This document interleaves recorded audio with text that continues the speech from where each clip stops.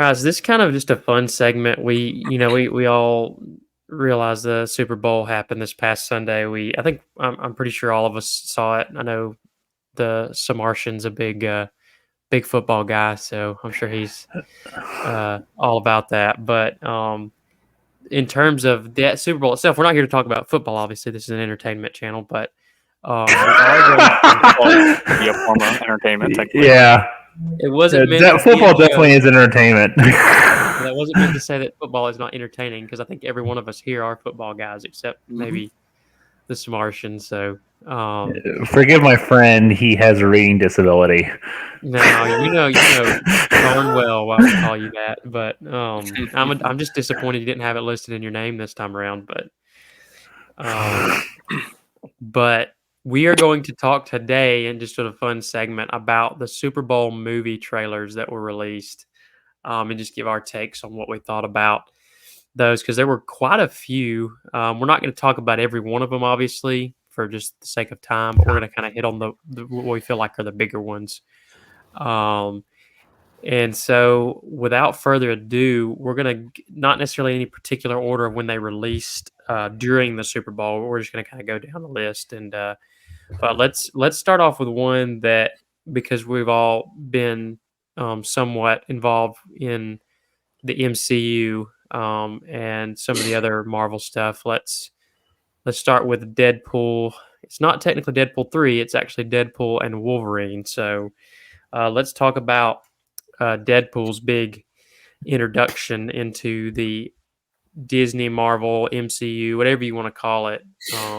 Obviously, he was previously, I believe, 20th Century Fox, and obviously they were bought out by Disney, so now they have the rights to those. So this is an interesting one because it is an extremely adult oriented hero / anti-hero, more like anti-hero, but and so it's going to be sort of a big shift from what we're used to seeing in the MCU. So I'm very curious to see what y'all's thoughts are or were on the trailer, and which, because I'm not the biggest Deadpool fan. I think the first two movies are just kind of average.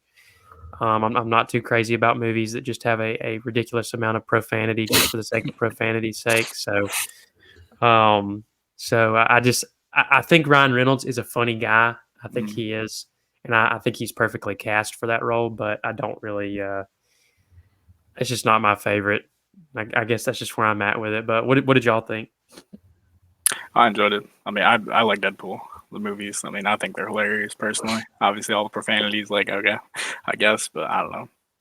I don't know. Watching the show, it looked good. I mean, I'm kind of like interested to see how they bring all the characters back. Like, I know Jennifer Garner's coming back as Elektra. That'll be kind of, I don't know, interesting to see, because the Daredevil movie back in the day was terrible. So I don't know how that'll go. I know they're bringing back Pyro too from X-Men 2, which is kind of cool to see as well. Yeah, I don't know. I think interesting. I think that's why I'm kind of looking forward to it too. I've seen the first two Deadpool movies. I'm kind of like Johnny. I've seen them. It is what it is. I'm just interested to see how they bring all these characters in, to the MCU as a whole, because we did see Beast in the Marvels. Full disclosure, haven't watched that yet, but I haven't watched either. I did see that clip though of him at the end. But credit scene. So it'll be interesting. That'll be what's interesting to me. I just want to point out the name of Brianna Hildbrand's character is just hilarious to me. Negasonic Teenage Warhead. Well, they've got a lot listed here, like Patrick Stewart's up there. Obviously, we know, Hugh Jackman's back as Wolverine. Like Yukio is the name of Lady Deathstrike. That's a Wolverine villain. Okay. That's very interesting. Okay. Yeah, she was, I think, in the second X-Men movie that was in the early 2000s. Oh, the one with the claws you're talking about? Oh. Yeah, I mean, okay. Yeah, they took that story and they just sort of made her own character, but like in the actual comics, she had a relationship with Wolverine before he joined the X-Men, and she was hunting him down for revenge. Okay. Very interesting. I did not realize that. That's a character that has shown up. I would say shown up more often. That's the same actress actually that played her in X-Men 2, isn't it? Because it looks like her, I think. We can Yeah. verify that. That kind of looks like her, to be honest. And now that I'm thinking about, I'd have to go look. face, but that's a character, Lady Deathstrike's a character that's maybe shown up a not. lot in recent Marvel games and stuff. So makes sense that they'd bring her in. She was born 92. Never mind, that's probably not her. In the X-Men 2, she was Yeah. quote unquote killed. Yeah, she was. Yeah, he stuck her with the adamantium, or whatever. No, not what is it called? Actually, it's not adamantium, is it? What is Yeah, but it? Is it or no? she had a healing factor like Wolverine, and the way the director did Wolverine's healing factor, which it isn't like this in the comics, it's much slower, but they made it to where he just instantaneously heals, and so does she. So the only way you could really beat her is you had to make something indestructible be put into her, so it could never heal. Very fascinating. I personally thought the trailer was pretty hilarious. Like, I mean, this is just a Ryan Reynolds thing. Like any movie I've seen him in, like as much as people hate on the X-Men Origins Wolverine movie, he's great pre, mutilated corpse at the end of the movie. He's great. He captures the essence of the character there at the beginning and some of the origin story of the Wolverine and Sabretooth and some of the other characters, and the name of the group that they were part of, the team, escapes me at the moment. But was it Weapon X? I know that was Wolverine's obviously name, but I don't know if that's actually what the team was called though. Well, so he works for Stryker, which is like the guy that's over the team, and it's got like Deadpool and Sabretooth Wolverine, and I'm trying to remember. I have not seen that movie in a long time. And, like a teleport, I can't remember his name. Yeah, black guy. Yeah. But yeah, so like I think I love the humor. I wish they didn't have to, because this argument was made to me a long time ago when the first one came out. They were like, Wolverine, the Wolverine movies, he has to cuss all the time. It has to be profane. That's just a character. And I've always argued that I've seen versions of him that are just as funny, that have a lot less of the profanity. And it's not that I can't handle it. It's just that it's like, hey, let's just throw an F word in there every other sentence, because you're talking about because Deadpool, not Wolverine, right? Yeah. Sorry, Deadpool. I'm just the one that's like, if it's going to be in there, make it make sense to me, and it's not just like because we want to have a lot of it in there. I think they're probably just more or less saying because like the original Deadpool comic was probably like that, and so that's what their argument probably is. Other variations may not be like that, but I think they're probably going for more like the actual original. Yeah, the other versions of Deadpool I saw, like in video games and comics, he didn't cuss, but he was a lot more insane, I guess would be the better way of putting it. Like he did some fourth wall jokes, but yeah, he was just mostly just ridiculous. But I remember him, one of the best variations I saw of him was actually in the Spider-Man Shattered Dimensions video game. There's a whole level you play with him in it, and he's hilarious, but he's also like, obviously it's a rated T game, so they can't have a bunch of profanity in it. But I don't know, I feel like they need to try to strike a balance between the two, and I think they probably will, because even Deadpool 2 was a lot less profane than the first one.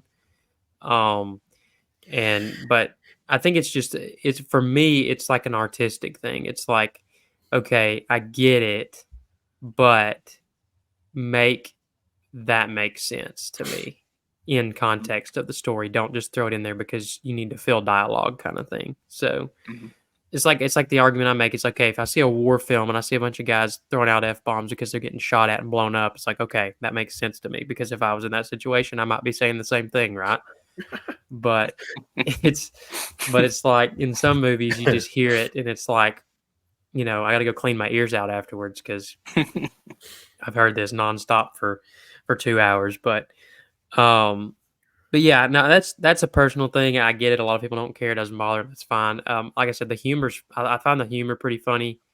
I I just think the stories are kind of just, I don't think the stories are meant to be overly, you know, elaborate or complex or anything, but that's just kind of where I am. I'm just kind of indifferent, I guess, in a lot of ways. But I am excited to see Hugh Jackman back, so that's one thing I am excited Agreed. about. So. And then his yellow suit, that'll be kind of cool to see. So we've Yeah. never seen it before. So Yeah. I'm kind of hoping, because obviously we saw all the clips we've seen, at least, or like photos from like the set. He hasn't really been wearing like a helmet. I'm kind of hoping maybe like he does actually wear like the mask or whatever, the helmet. I guess he wears in like comics. That'd be kind of cool to see as well.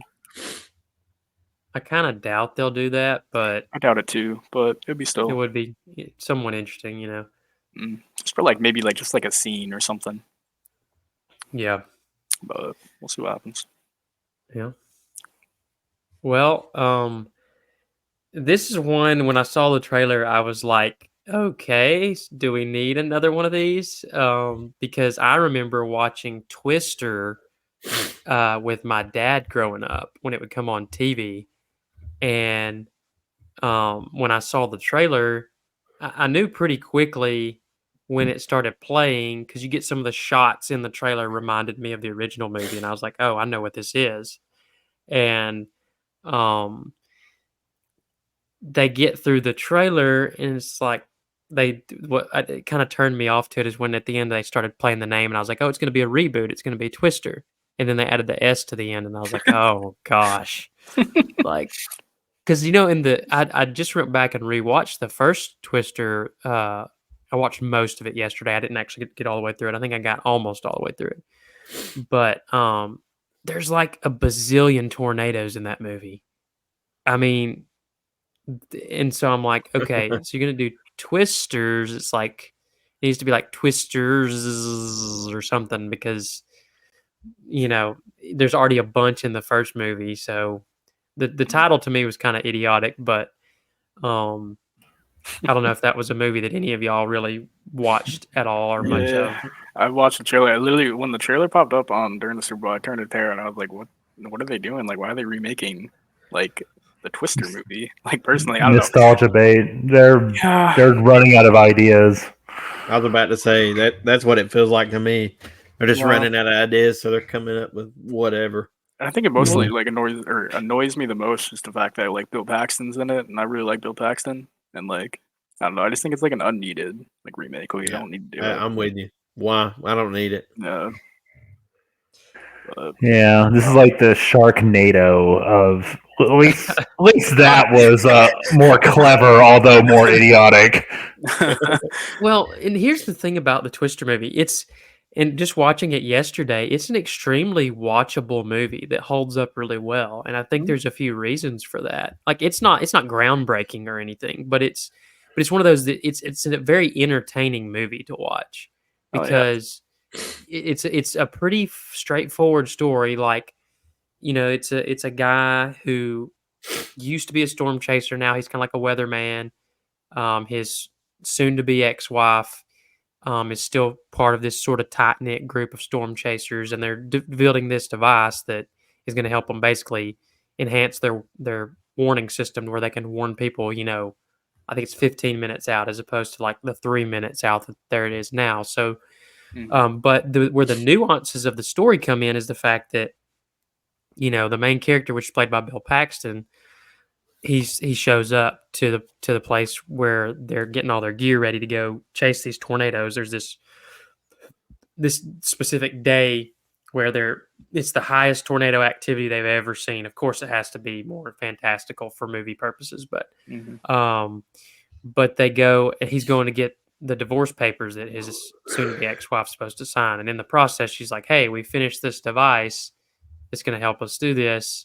And then he kind of gets sucked back into going with them kind of one more time. And so the nuance of the story is the fact that you have all these tornadoes that are popping up in this sort of monumental day of severe weather.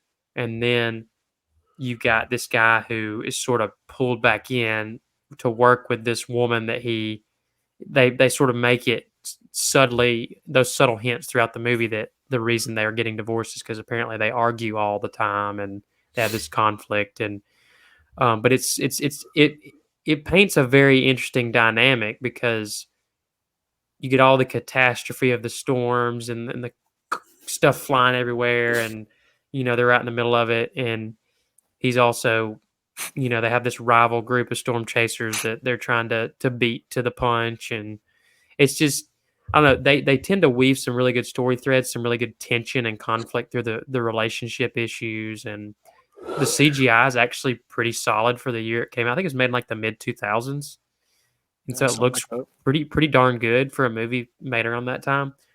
But like I said, just it's really entertaining to watch, and like watching it now, probably over a decade later since the last time I watched it, I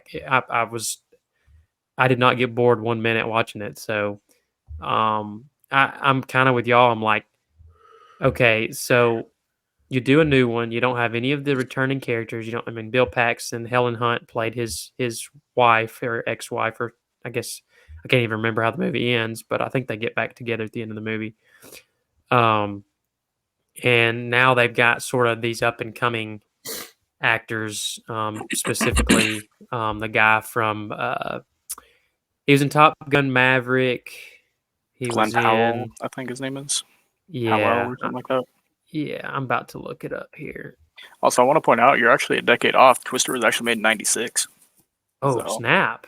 Yeah, so, man, it looks really good for a movie. It's those practical effects. They actually used real tornadoes and caused massive damage.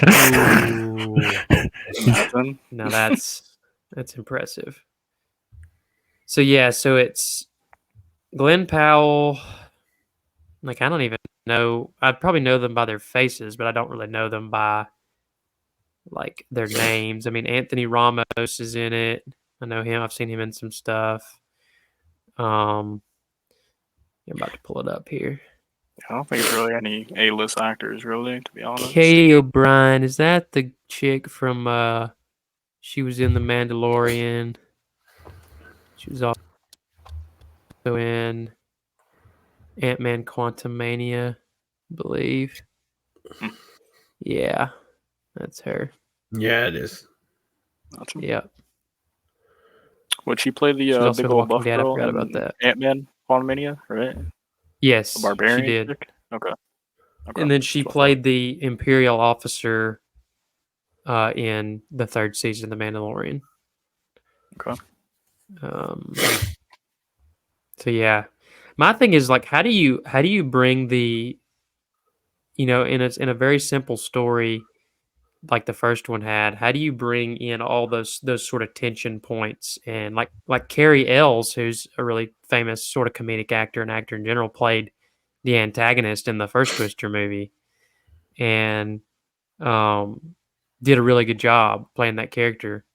It's like, how do you recapture all that? And I think I'm kind of with the Samartian on this one, where it's like, it's just nostalgia bait, basically, to where there's really no great motivation other than we run out of ideas, pretty much. I didn't realize that, but Philip Seymour Hoffman actually is in the original Twister too.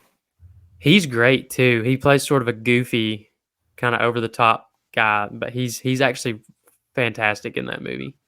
Mm-hmm. I really enjoyed his performance. Yeah, who knows? Maybe it'll be great. Probably not, but I doubt it. But we'll see. The next one is one I'm actually, of all the ones on this list, maybe this one and the one the A Quiet Place prequel. I guess this one and that one maybe are the two I'm most interested in. But this one is I believe it was Kingdom of the Planet of the Apes was the title of this one. Sure is. I really enjoyed the new trilogy they did back in the early 2010s, mid 2010s. I remember going with, I remember my dad rented it and we watched it. Really enjoyed it.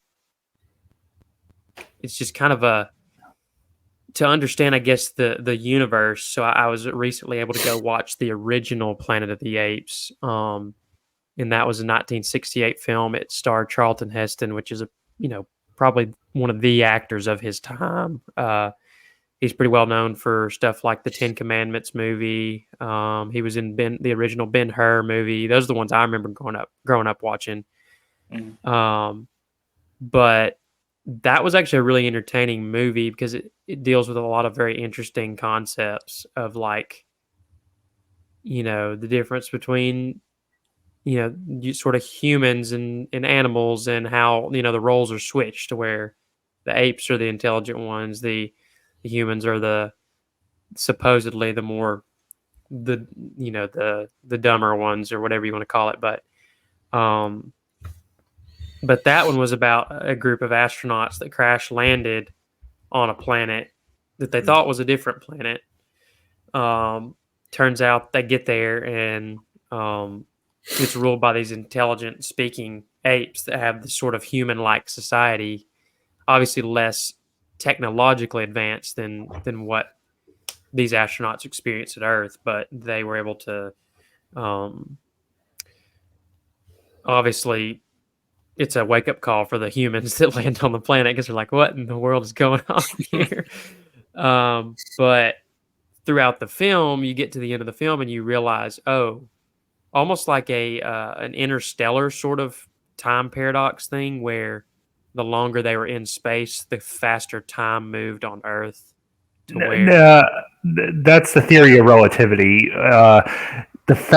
Einstein postulated that as you approach the speed of light, the effect on time of view is lessened. So because they were traveling close to the speed of light for so long, the rest of the universe kept moving on. So what seemed like days to them was like thousands of years to us. Interesting. Yeah, and I mean that's when I compared that to Interstellar, because that was the one movie that came to my mind where I was like, I remember distinctly that sort of time shift happening, where he was in space for 7 days, and they looked back on Earth, and it was like, 20 years has gone by, or whatever it was. So I just, that was just the comparison I was making, because that's what I remember. But you make a good point, probably more intelligently than I ever would have. So I appreciate that. But yeah, so they get, you get to understanding that there's probably 2,000 plus years have passed, and they've actually landed back on Earth.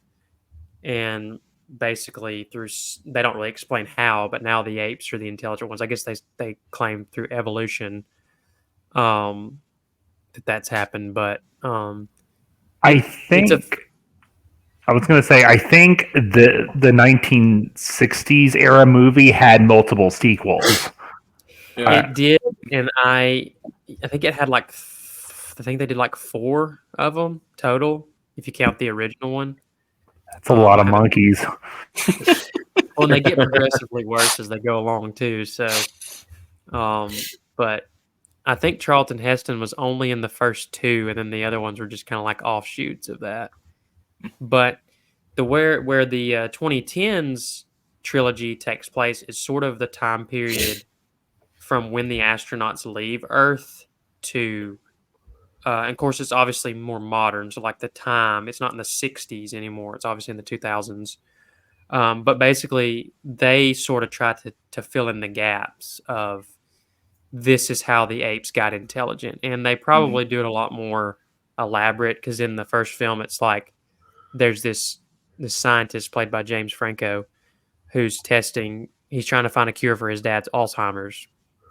So they're testing these different serums on these apes, and turns out that, I don't remember if it was a mutation. It's been a long time since I've seen it, but I don't remember if it was a mutation of the serum, or maybe they thought it was a cure and ended up having bad side effects. But essentially, what it did is, one of the apes, it started making the apes more intelligent, basically in the sense where it was supposed to restore his dad's memory functions, brain functions. It made the apes' brain functions, I guess, higher, to where they could start actually communicating through sign language. And then eventually, by the end of the movie, the main ape speaks. And but essentially what happens is this serum, when used on humans, actually deteriorates them even more. So essentially, the apes and the humans switch roles when they're exposed to it, and so by the time the second movie starts, more than half the population of man is like wiped out because they've been basically deteriorated into animals, and then I guess killed themselves or died through other means. But so basically, what it does is it shows the rise of the ape civilization through those trilogies of what we already see established in the original one. It shows how that happened, and so I think the direction they're going with this movie, based on the trailer, is it seems like this one's going to be almost a soft reboot of the original. Yeah. Because you see sort of this same story of the humans are being hunted. They even wear some of the same clothing that you see in the original movie, similar clothing. And then apparently there's one of the humans that's more intelligent than the others. And obviously, I don't think there's going to be that astronaut aspect of them crash landing. They can't really do that again since they did that in the 2001 version as well with Mark Wahlberg. But I think this one's going to be sort of following the same storyline as the original. So I'm curious to see if they can pull that off, because it's a good movie, the original on its own, and I don't really think it needs to be tampered with all that much. But maybe they can do something good with it. It's a different director. Yeah, it's Wes Bell this time. I'm not sure what he's done, like movie wise. Yeah, Matt Reeves did the first second three, wasn't and third one, I believe. Oh, he did. Okay. Yeah, and then So my only concern with the director, I know he is known for, I think, the Maze Runner movies. So, and obviously we know how those turned out. So I don't know how well this one will be, but I mean, I just personally, I don't know. Hopefully he'll do good, but track record's not really all there. Well, I think I watched the first one of that one.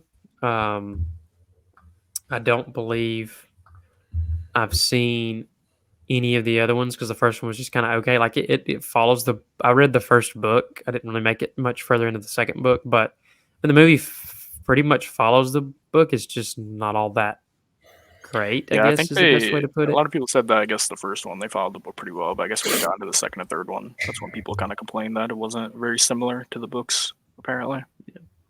So.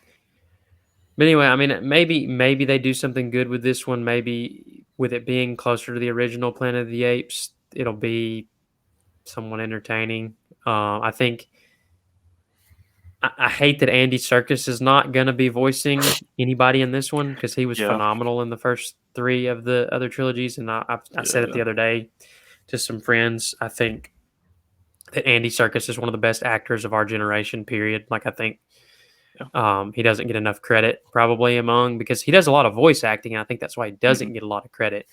But regardless of whether he's voice acting or he's actually character acting on screen, he's phenomenal. Like every time I've seen him in anything. And so, put some respect on Andy Serkis' name, I guess is what I'm saying. He does do a really good job. It's like Gollum, obviously Caesar. Yeah. Or was it Caesar, right? In Planet of the Apes? Yeah, Caesar. Yeah. Caesar was it. So I mean, he does a very good job for voice acting wise. I'm hopeful that this one's good. I did not care for the third one in the trilogy as much because it sort of suffers from the same deal that John Wick 4 suffers from. Where like John Wick 4, they tell you at the beginning, or at the end of the third one, they're like, hey, this next movie is going to be about John Wick taking down the high table. And then the next movie, he doesn't even go after the high table. And then in like the third Planet of the Apes movie, they're like, oh, we're going to title this movie War for the Planet of the Apes. And then like there's no war in the movie. It's just like one battle at the very end that lasts like 5 seconds. And so it's like this sort of, because when I thought of war, I was like, ooh, it's like apes versus humans. This is going to be really cool. And you get in the movie and the movie's not about that at all. And so it sort of suffers from a misdirection in terms of what they set it up to be. And so, because like in the trailer for the third Planet of the Apes, they show you all the action sequences that there is in the movie to make it seem like it's a big war, and then you get in the movie and like all those action sequences are all there are in the entire movie. And so it's just kind of like, yeah. But I like the first two. Second one's probably my favorite. Maybe this one will be all right. I hope so. Yeah, we'll see. Like I said, Wes Bell's not really a very good tracker directing wise, so I'm not gonna get my hopes up, I suppose. Yeah, not so much. But we could be proven wrong. You never know. 100%. Yeah, very well. These days, you kind of keep your expectations really low, but so this we'll kind of go through these last few quickly. This one I don't know we'll spend much time on since we don't really know much about it, but it's called The Fall Guy. The reason I brought this one up is because it's actually being directed by one of the guys who directed the John Wick movies, not Chad Stileski, but the other guy. Let me pull it up so I don't get his name here. David Leitch, I guess that's how you pronounce that. And it's starring Ryan Gosling and Emily Blunt, so two really great actors. It's about a stuntman who left the business a year earlier to focus on both his physical and mental health. He's drafted back into service when the star of a mega-budget studio movie, which is being directed by his ex, goes missing. So, sounds like it's going to be about a guy who plays an action star or plays a stuntman of an action star who's actually going to be pulled into actual action stuff. So, that's sort of like a the old trope of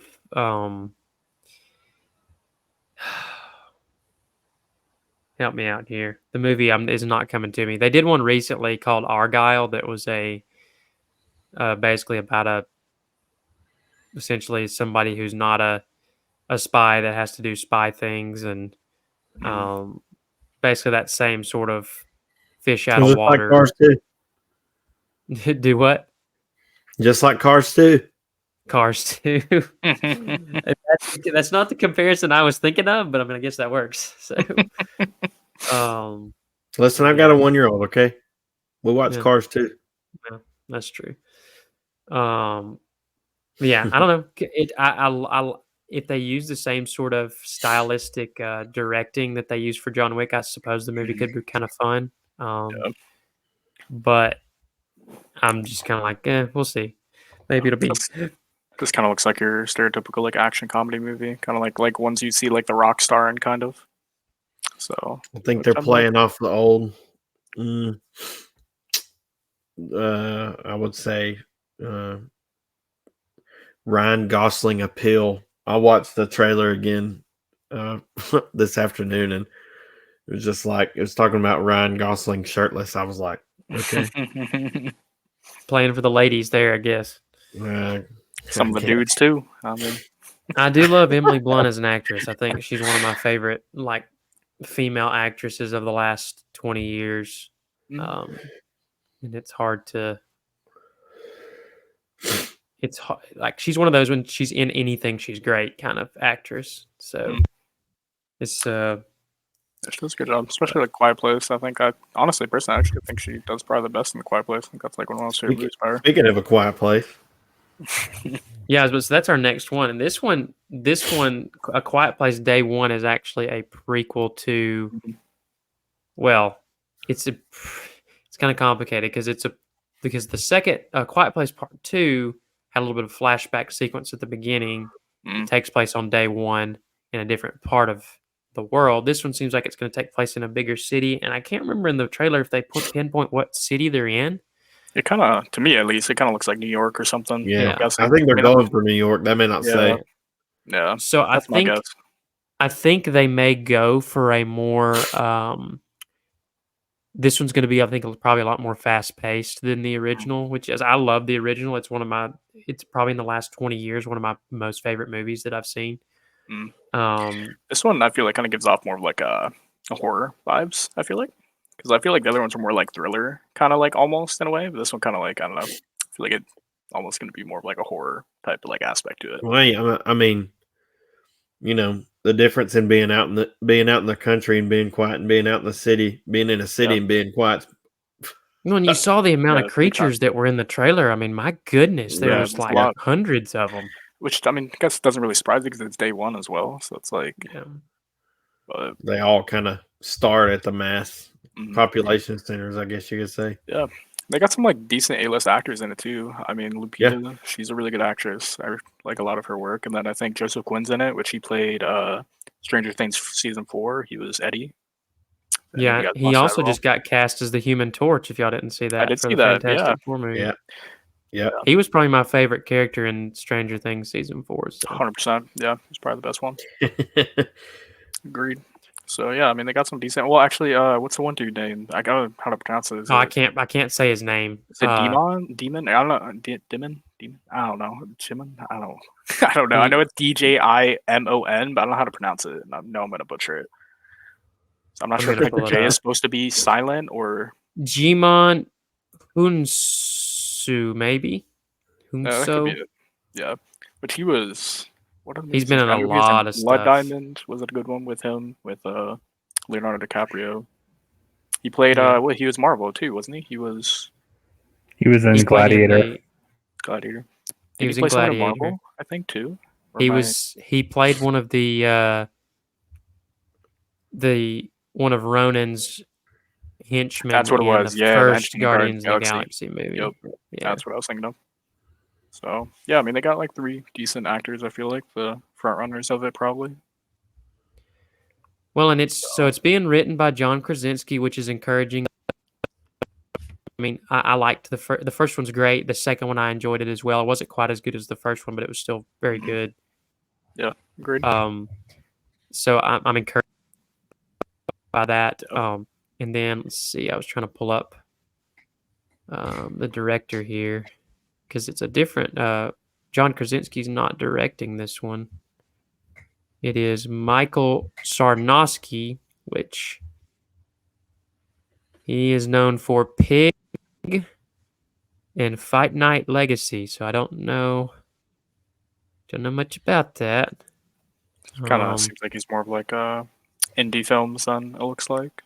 I know Pig is like an indie film with what is the name? Am I blanking on him? Nicolas Cage. Nicolas Cage, yeah. Yeah. I think John Krasinski's the writer, though. I believe. Yeah, he's writing, and the feel of the trailer definitely feels like the first two very much. So I imagine it's gonna. I just hope they stick with that. This is one of those film franchises, if you even want to call it that, where I kind of hope they don't overdo it because the first two are kind of great. So it's like don't do too many to where it sort of just waters down everything, like, and they sort of get worse and worse as they go on. Just like Fast and Furious you're talking about, right? No, those are still great. Nah, I don't know about great. Whoa. Mediocre at best, but yeah, maybe great's not the best word. I tell people I like most of them, but some of the more recent ones, I'm like, nah. Yeah. Franchise should have ended 4 movies ago. Honest opinion. They should have ended after 5 for sure. I would say honestly, I can make a day for like maybe 6 though. I think 6 wasn't too bad, but after that, I think it kind of after like Paul Walker was then just went downhill for me. So. But at the very least, after 8, they should have, because 8 sort of had that tied it all up, and then they're like, "Oh no, we're gonna make 3 more. Okay, yeah. But you can't stop them once they get going. They're just Yeah, I mean they make money off it, so I can't blame them. But Jesus, man, I feel like they're just getting dumber and dumber every movie.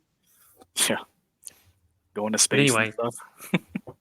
Just want to bring this one up briefly because it's actually not a movie; it's a mini series. But this is a Shogun, which is an FX series. It kind of reminded me of like it has some of those like Last Samurai. Sort of. Yes, they might even be going for some the more like Game of Thrones, more violent, dark gritty sort of show. It's obviously it's based in Japan in the, I don't know, probably the 1600s. I don't know exactly when, maybe even later than that, but it looks fantastic visually. Yeah. Might And be I sort think, of an interesting thing to check out. But The biggest thing is the well. trailer actually makes you want to watch it. 100%. exactly, it looks Yeah, really no, they do a really entertaining. good job. Well, on top of that, I think like FX does actually a pretty good job with their shows. Personally, I mean, I like a lot of their shows that they do, so I think it'll be decent. On top of that, I think Hiroyuki Sanada is in it, and he played. Who was it? Oh my god, he played in a couple movies. I know he played in the Mortal Kombat movie. He was Scorpion, Mortal Kombat, the newest one. And then He was played a in couple The other Last ones. Samurai, was he not? I think you're right, actually. Yeah, I believe he's in The Last If he's Samurai. the one I'm thinking about. I know he was in the Wolverine as well. He played the dad that Wolverine's daughter, or the daughter that Wolverine was trying to save. He played the father of her. He was in John Wick actually as well. I think at some point too. Yeah, that's who I'm thinking of. Yeah, he's But, great. yeah, he's a pretty good actor. Personally, I like him a lot. So I'm looking forward to that though, because I think it comes out February 27th or something like that, 8th or something. So I'll for sure probably be watching that on my off, since I'm off till April. Yeah, there's a lot more. We didn't mention a lot more trailers. Those are kind of the highlights, Yeah. though. The ones I feel like that people will care the most about. Yeah, some of those other ones I was kind of like, ooh. Could have included Wicked, you know.